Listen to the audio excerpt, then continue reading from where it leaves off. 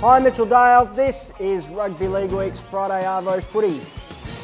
Joined on the couch today by Eric Groth, Martin Lenahan. Thank you for joining us, boys, in our new home for Friday Arvo Footy. New surroundings. Very, very sexy new surroundings. It was great where we were, but this is a step up, I think. New home ground, boys. Very happy with it. Very happy indeed.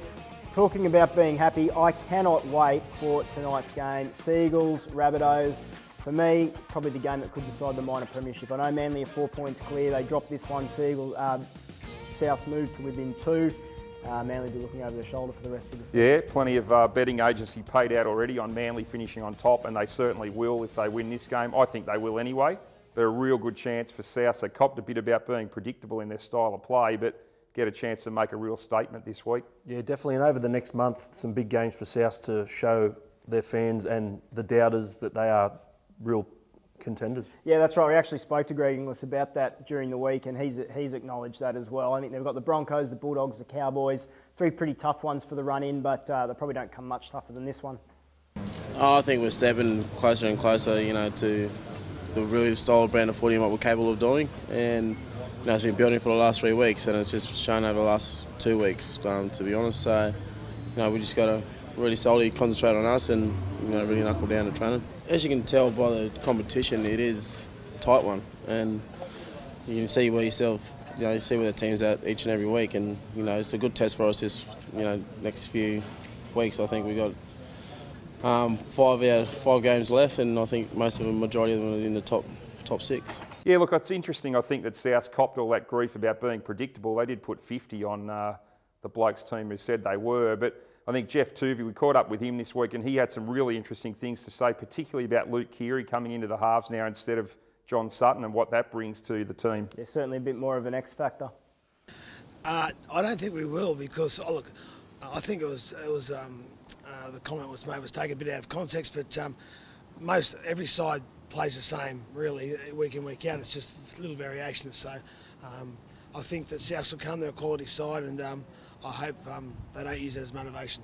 Yes and no, they're different. I think it provides them with a few more options.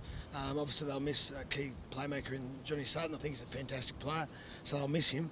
But add a bit of variety to their team, and it gives them an opportunity. Yeah, it's difficult, that one. You can't really prepare for that kind of thing. If it's unpredictability. It's a very tough thing to coach against, and yeah, you kind of know what Sutton's going to do. I guess in their advantage, they can say Keary's. Yeah, it's going to be very interesting what they do over the next month with the whole Keary or Reynolds, or if they play them both and Sutton at lock. It's pretty. It's a good headache to have, though. Yeah, good options, isn't it? Yeah, absolutely. What do you reckon tonight, boys? I'm going to go for South in a very close game. Should be an epic, I reckon. I found it very tough to pick. I'm going to pick Manly just because they love this big stuff. Yeah, look, very, very tough one to pick. I'm going with South as well. I think it'll be a pretty tight one, but yeah, not a struck match in it.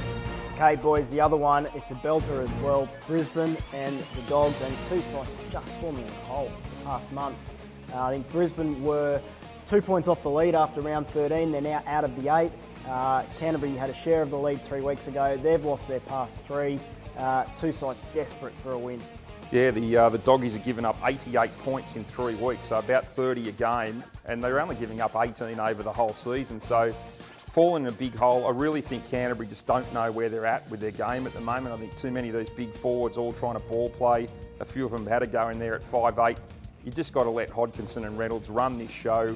Get back to going up the guts, boys. Play the game in tight there and try and roll over Brisbane. At the start of the year. Mate, I'm telling you now, there's not a team in this comp who would enjoy taking on an angry mongrel bunch of Bulldogs running hard and straight with a little jink at the end of when they get to the line and playing the ball fast, because that just creates so much momentum. If they're playing the ball fast, getting on their guts, playing the ball fast, getting that momentum going, there's so much space for Reynolds and Hodkinson to really open up. I will tell you one 4-pack who are looking forward to coming up against them. It is the Broncos. Sam Thaiday says that they haven't made a statement as a pack probably since they stood up to that big Warriors side, and they're ready to do it again, the Broncos forwards.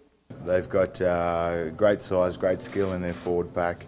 They play off the back of those big forwards. So something we haven't done for a while is had a dominant game as a forward pack over another forward pack since I don't think since we played the Warriors. So that's a challenge for myself and the other forwards in the team this week, especially up against some of the forwards they got on their side.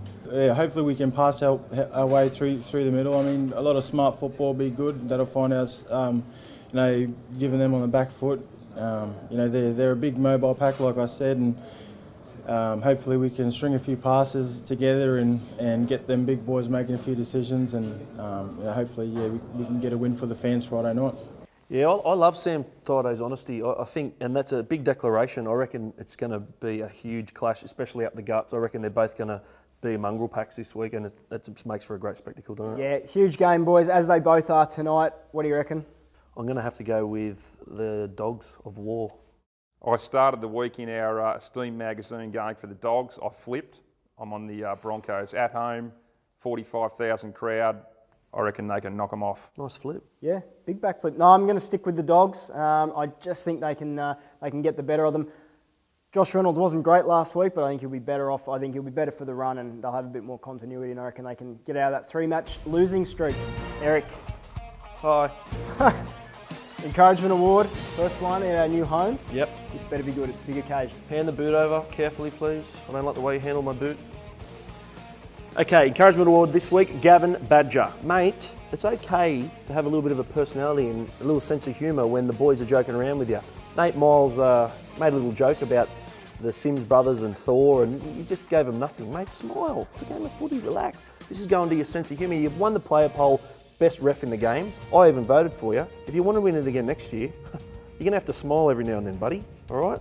This is for you. And I wish I had two of them, because old mate over here needs a sense of humour sometimes too. He's had his chair raised, and what else do you want from me, Eric? just a little bit of... You're the one that's here to say the jokes. I'm just trying to keep this thing on an even keel. I just want you to be happy in your life. Oh, I am. Very happy. That's it for us from Friday Arvo Footy this week. Thanks for joining us, boys. We'll be back again next week.